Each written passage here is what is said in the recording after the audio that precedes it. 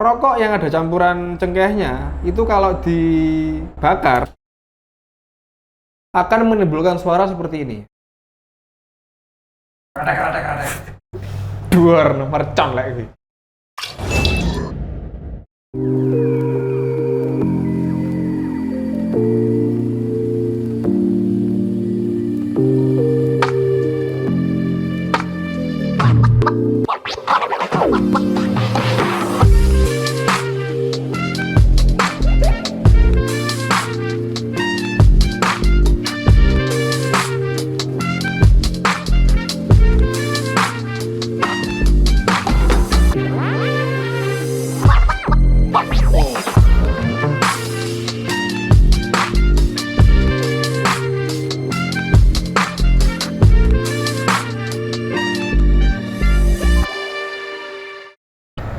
Halo Velas, selamat datang di Persero, pengetahuan seputar rokok. Sekarang, saya akan mengajak Velas semua untuk membahas bagaimana terlahirnya atau terciptanya rokok kretek. Nah, rokok kretek itu lahirnya di Indonesia loh, perlu kalian semua tahu. Rokok kretek ini asli ciptaan anak bangsa ya, jadi ini dari Indonesia. Tepatnya di daerah Kudus, Jawa Tengah. Nah, Kudus, Jawa Tengah kan? Nah, lek sing dosa ndak ning Jawa Tengah berarti. Pertama yang akan saya jelaskan adalah tentang rokok kretek itu sendiri. Banyak di antara salah semua, termasuk teman saya sendiri, banyak yang masih menganggap bahwa rokok kretek adalah rokok yang tidak memiliki filter. Padahal yang benar itu seperti ini ya. Kita akan jelaskan satu persatu. Rokok kretek adalah rokok yang di dalamnya terdapat campuran tembakau sama cengkeh sama beberapa bahan rempah-rempah lainnya. Sekalipun dia ada filternya, mau dia nggak ada filternya, selama di dalamnya ada cengkehnya, maka itu disebut rokok kretek. Dan kenapa sih kok dia disebut sebagai rokok kretek, bukan rokok cengkeh? Soalnya begini, rokok yang ada campuran cengkehnya itu kalau dibakar, bentar ya,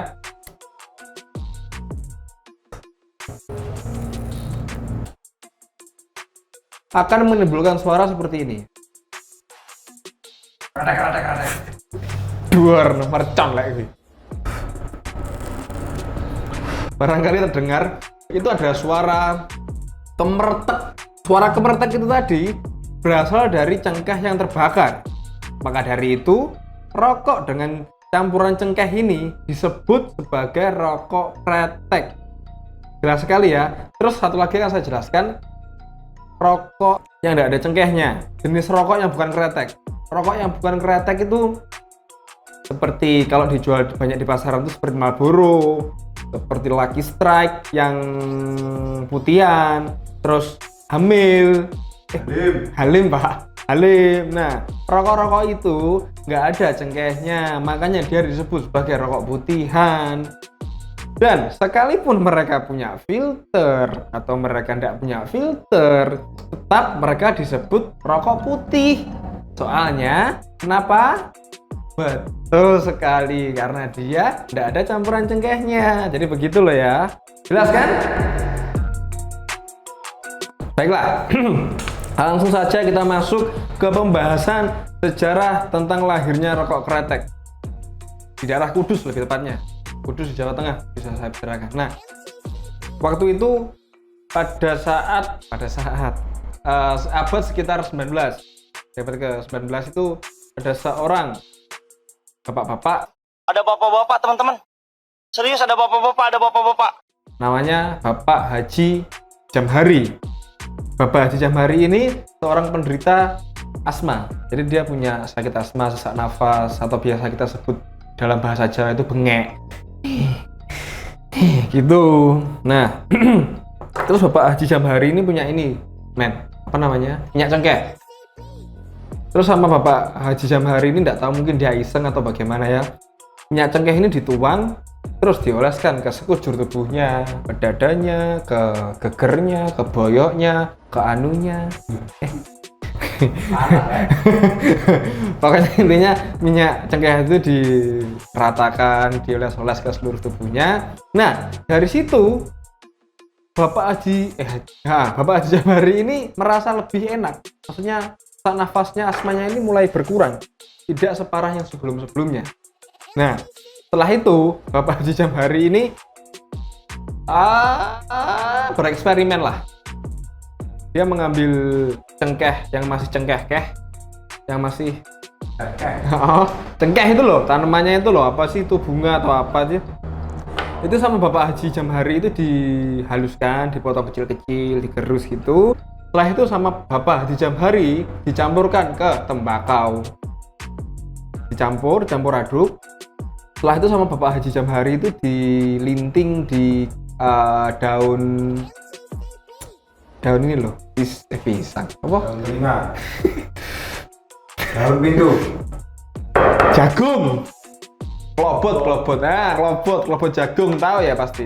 Jadi campuran cengkeh sama tembakau itu tadi sama Bapak Haji Jambari dilinting pakai daun jagung kering atau klobot itu tadi. Terus sama Bapak Haji Jambari dikonsumsi secara rutin dengan cara dirokok seperti ini. Lambat laun, tapi pasti. Asmanya Bapak Haji Jambari ini kok sembuh toh, kelas.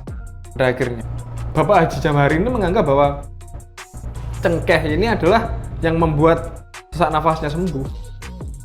Yang awalnya sekedar minyak dioleskan ke tubuhnya, setelah itu sama Bapak Haji Jambari, cengkeh ini dicampurkan ke tembakau, dikonsumsi secara rutin, puji Tuhan sembuh. Memang sembuh sih. Nah, dari situ sama Bapak Haji Jambari itu dikabarkan berita baik ini ke kerabatnya, ke teman-teman dekatnya. Nah, dari situ banyak teman-teman dan kerabat dari Bapak Haji Jambari itu mulai penasaran. Masuk iya sih, rokok sing enek cengkeh iki iso nyembuh nih penyakit, terutama asma itu tadi. Mereka mencoba. Terus pada akhirnya tuh dagangannya, bukan dagangan sih, racikan rokoknya Bapak Haji Jambari ini mulai diminati banyak orang.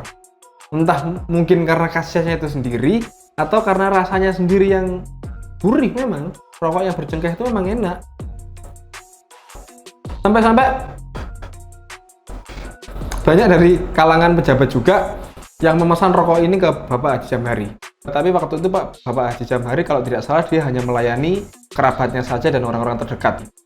Nah, begitulah ceritanya kurang lebih tentang Bapak Haji Jambari. Setelah itu, selang beberapa waktu kemudian, ada seorang wanita. Beliau adalah penjaga warung kopi. Beliau bernama Mak Nasilah.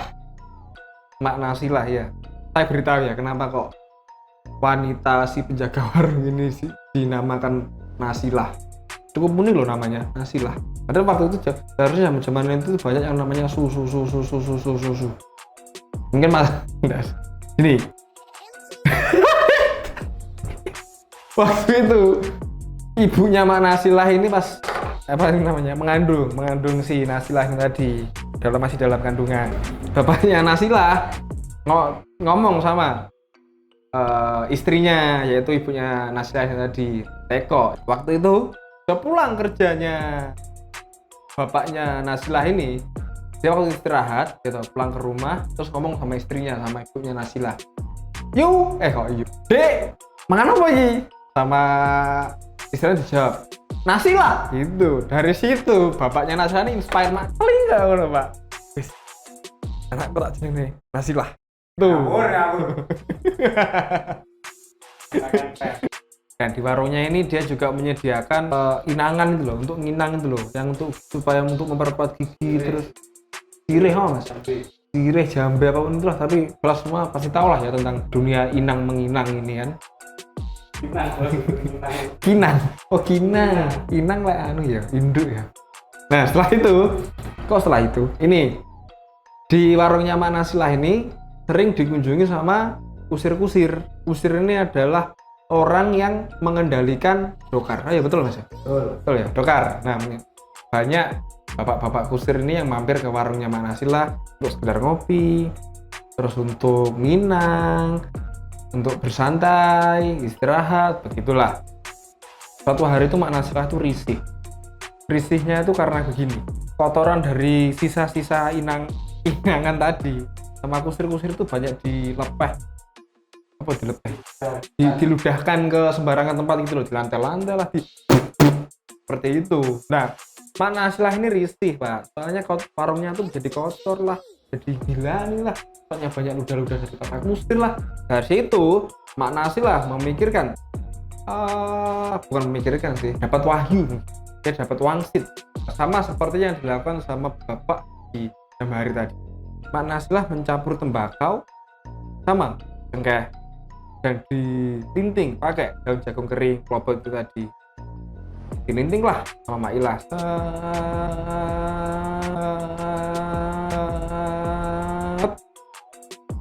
Terus disediakan di warungnya. Mak Nasilah membuat ini sebagai ganti kinang itu tadi, supaya kusir-kusir tadi tidak terlalu banyak mengkonsumsi inang terus bisa mengotori warungnya. Lah, jelalah kesannya ngalah. Bapak-bapak kusir ini pada suka semua sama rokok racikan Mak Nasilah itu tadi. Terus kusir-kusir ini tadi akhirnya debat Pak, dur-duran, debat kusir Pak, maksud jeneng. Mana sejarahnya? Ada salah seorang pemuda yang juga kusir bernama Niti Semito. Niti Semito sama Nasilah ini umurnya enggak jauh beda sih seharusnya loh ya. Kebetulan si Niti Semito ini suka sekali menikmati rokok kretek buatan Nasilah. Karena si Niti Semito ini suka dengan rokok racikannya Nasilah, ngobrol-ngobrol lah mereka. Sering ngobrol. Si Niti Semito datang lagi, terus mereka ngobrol-ngobrol, terus akhirnya mereka ngobrol-ngobrol sampai pada akhirnya ngobrol-ngobrol lah mereka, Niti Semito sama Nasilah, mereka jatuh cinta. Lah dari itu si Niti Semito ini dia itu seperti bisa melihat peluang ketika dia rokok racikannya Nasilah ini tadi. Tidak lama kemudian menikahlah mereka menjadi satu. Mereka tidak dua, menjadi satu. Mereka menikah, ngobrol-ngobrol lagi, terus mereka berdua memutuskan untuk membuka sebuah pabrik rokok racikan dari Mak Nasilah itu tadi. Awalnya rokok itu tadi dinamai rokok cap kodok mangan ulo. Ya ndak sok dinalar sih pancen. Kodok mangan ulo. Endi? Karena namanya yang cukup unik dan lucu, banyak orang-orang itu kayak maido ngerek rokoknya Nasilah sama Niti Semito ini. Opo sih jeneng rokok kodok mangan ulo ini? Anyis gitulah. Nah, karena ndak puas sama cercaan daripada cangkemnya netizen ini tadi, akhirnya mereka memutuskan untuk mengganti merek rokoknya menjadi rokok cap bal 3. Bolsnya nek 3 berarti. 3 balls Pak. Endoknya telu. Pendok kan. Marketingnya itu cukup niat Pak, di Niti Semito sama Nasilah ini.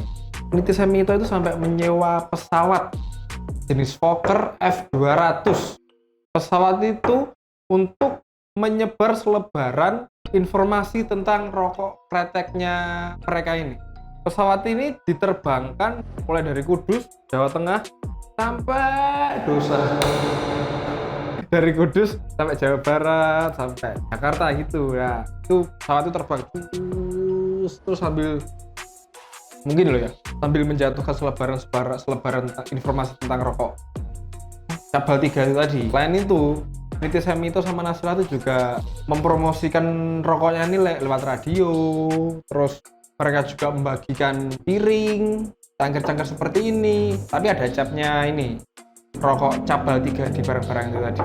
Dagangan rokok Nasilah sama Niti Semito ini kok terjual laris di pasaran. Sampai akhirnya mereka menjadi orang terkaya pertama di Indonesia sebelum kemerdekaan. Sampai-sampai kalau nggak salah itu Bapak Soekarno pernah berpidato menyebutkan nama Niti Semito ini sebagai orang terkaya di Indonesia sebelum kemerdekaan.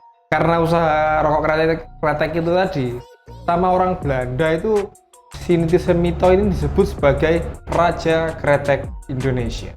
Jadi begitulah velas sekalian sejarah tentang lahirnya rokok kretek di Indonesia. Mulai dari daerah Kudus, terus Bapak Haji Damhari, terus Nasilah, sampai ke Niti Semito, dan masih berkepanjangan sampai sekarang. Kalau misalkan ada salah informasi yang saya ucapkan atau kesalahan penyebutan nama, boleh kelas kalian yang betul-betul tahu bisa kasih saran atau masukan atau koreksi dikasih ditulis di kolom komentar ya. Terima kasih untuk semuanya. Bagi Velas yang suka dengan video saya kali ini, di share, di like, yang belum subscribe segera subscribe, kasih komen, terserah mau yang positif atau negatif. Terima kasih banyak. Ya Velas, bye, thank you.